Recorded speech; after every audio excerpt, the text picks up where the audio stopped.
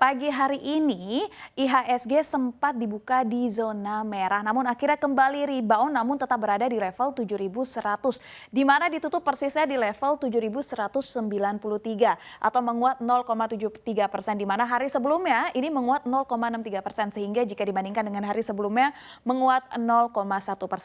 Lalu juga ini ada sejumlah sektor di mana sektor teknologi ini mendominasi penguatan sebesar 2,17%. Nanti akan kita bahas saham apa yang berada di sektor teknologi ini yang menarik perhatian investor. Selain saham teknologi, ada juga infrastruktur, kesehatan, dan juga finansial yang mengalami penguatan cukup tinggi mencapai lebih dari 1%. Selain dari sektor-sektor yang mengalami penguatan, ada juga sektor yang mengalami pelemahan, dan pelemahan paling tinggi ini terjadi di sektor transportasi dan juga logistik sebesar 2,05%. Sebelum kita membahas mengenai saham yang menjadi perhatian investor dari sektor teknologi, ada beberapa hal lain yang juga menjadi perhatian investor. Di antaranya adalah sentimen dalam negeri ini mengenai cadangan devisa. Bank Indonesia melaporkan cadangan devisa Indonesia pada akhir Mei 2022 tercatat 135,6 miliar US dollar. Jumlah tersebut turun 100 juta US dollar jika dibandingkan dengan posisi CADEV pada akhir April 2022 sebesar 135,7 miliar US dollar. Meski terus menyusut, ini sudah terjadi penyusutan selama 3 bulan berturut-turut, BI menilai angka ini masih tetap tinggi dan relatif stabil. Beberapa yang mempengaruhi CADEV di Mei 2022 ini adalah penerimaan devisa migas, pajak, dan jasa, lalu kebutuhan pembayaran utang luar negeri pemerintah.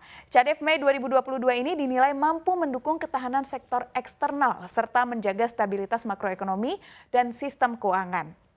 Itu dari dalam negeri. Sementara dari luar negeri, ini adalah investor yang juga yang baru saja menerima rilis suku bunga acuan yang dikeluarkan oleh Bank Sentral India, di mana angkanya sebesar naik 40 basis poin menjadi 4,40% ya, dari sebelumnya di level 4%. Di saat yang bersamaan tidak hanya India, Bank Hong Kong juga hawkish dalam menaikkan suku bunganya sebesar 50 basis poin atau menjadi 1,25%. Sebelumnya Bank Sentral Australia ini mengikuti langkah The Fed untuk mengencangkan kebijakan moneternya dengan menaikkan suku bunga acuan sebesar 50 basis poin atau 0,85%. Di mana angka ini tentunya di luar prediksi analis yang memperkirakan kenaikan hanya 1/4 poin.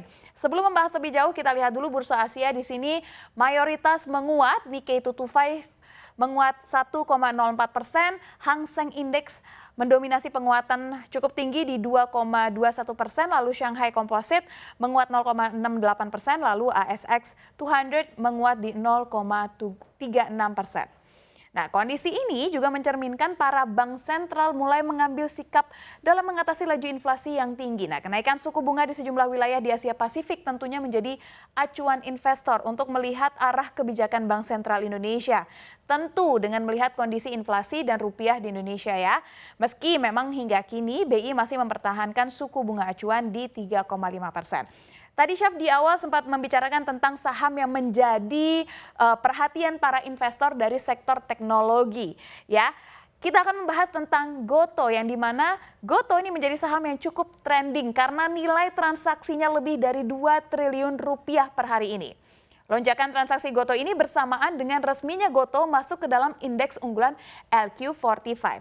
Dengan masuknya Goto jadi konstituen LQ45, maka peluang Goto dikoleksi oleh investor kakap atau fund manager akan semakin besar. Sehingga menjadi daya tarik bagi para investor karena jaminan likuiditasnya juga tinggi. Namun demikian perlu diketahui juga bahwa saham Goto yang masuk ke dalam LQ45 ini secara fundamental atau kinerja perusahaan belum bisa menghasilkan profit. Ini tercermin dari Goto yang harus mencetak rugi bersih sebesar 6,47 triliun. Secara operasional, Goto juga belum bisa menghasilkan kas, terlihat dari arus kas yang negatif sebesar 3,34 triliun. Demikian yang menjadi perhatian investor, kembali ke Maria.